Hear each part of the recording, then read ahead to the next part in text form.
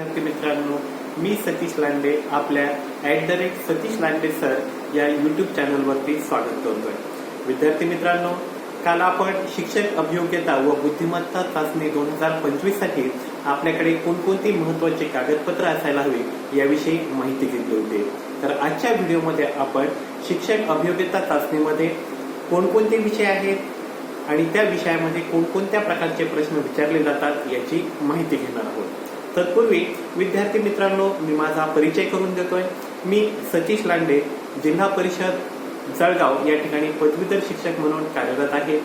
मी 2017 ची अभियोग्यता दिली होती, त्यामध्ये मला 129 गुण होते आणि 2022 च्या अभियोग्यतेमध्ये मला 123 गुण मिळालेले आहेत। विद्यार्थी मित्रांनो, आज आपण शिक्षक अभियोग्यता व बुद्धिमत्ता चाचणीमध्ये जो महत्त्वाचा विषय आहे तो विषय मराठी या विषयाबद्दल आपण चर्चा करणार आहोत। विद्यार्थी मित्रांनो, 2022 च्या अभियोग्यतेमध्ये मराठी या विषयावर तब्बल 20 ते 22 प्रश्न विचारण्यात आलेले होते।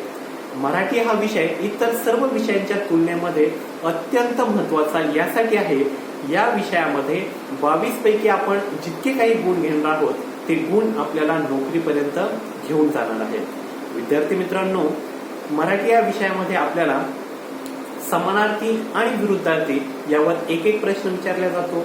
त्यानंतर संधी, समास, वाक्प्रचार, म्हणी या प्रत्येक घटकावर एक प्रश्न त्या ठिकाणी विचारला जातो।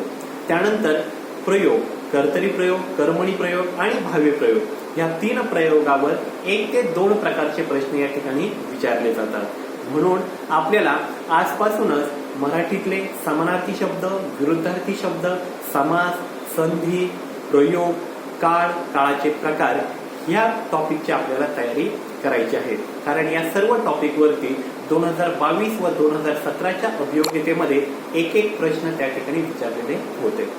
नंतर विद्यार्थी मित्रांनो, मराठीमध्ये एक 5 मार्कांसाठी उतारा म्हणजे पॅराग्राफ दिलेला असतो। त्या उतार्यावर आधारित आपल्याला 5 प्रश्न विचारलेले असतात। यात महत्त्वाची काळजी आपल्याला ही घ्यायची आहे, उतारा आकाराने मोठा असल्याने आपल्याला तो वाचण्यासाठी वेळ लागतो। परंतु विद्यार्थी मित्रांनो, जर तुम्ही हा उतारा बारकाईने वाचला आणि व्यवस्थित उत्तरं दिली तर मराठीतल्या उतारा आपल्याला 5 पैकी 5 गुण या ठिकाणी मिळवून देतो। यात आणखी एक गोष्ट मी सांगेन, उतारा वाचत असताना त्या उतार्याला योग्य शीर्षक द्या असा 5वा प्रश्न आपल्याला त्या ठिकाणी विचारलेला असतो। म्हणून उतारा वाचत असताना या उतार्याला योग्य शीर्षक कोणतं राहील याची कल्पना आपल्या डोक्यामध्ये उतारा वाचताना असू द्या।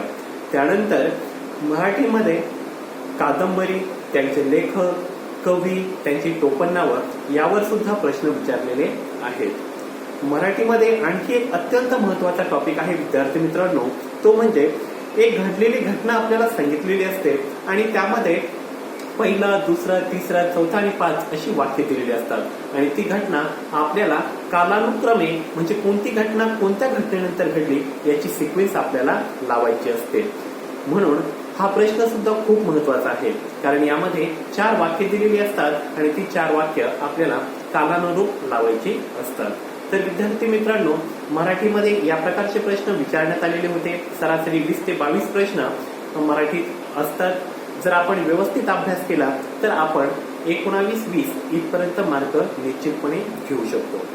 नंतर मराठीसाठी कोणकोणती पुस्तकं वापरायची तर मी सांगेन, मराठीसाठी बाळासाहेब शिंदे यांचं मराठी व्याकरणाचं पुस्तक आणि मोरा वाळंबे यांचं मराठी व्याकरणाचं पुस्तक, ही 2 पुस्तकं आपल्याला मराठीसाठी सफिशियंट आहे। तर आजच्या या व्हिडिओमध्ये आपण मराठी आणि मराठीत येणारे प्रश्न याविषयी चर्चा केली। तर उद्याच्या व्हिडिओमध्ये आपण इंग्रजी विषयाची तयारी, त्यासाठी लागणारी पुस्तकं यावर आपण चर्चा करू। तर विद्यार्थी मित्रांनो, या ठिकाणी मी थांबतोय। जय हिंद, जय महाराष्ट्र।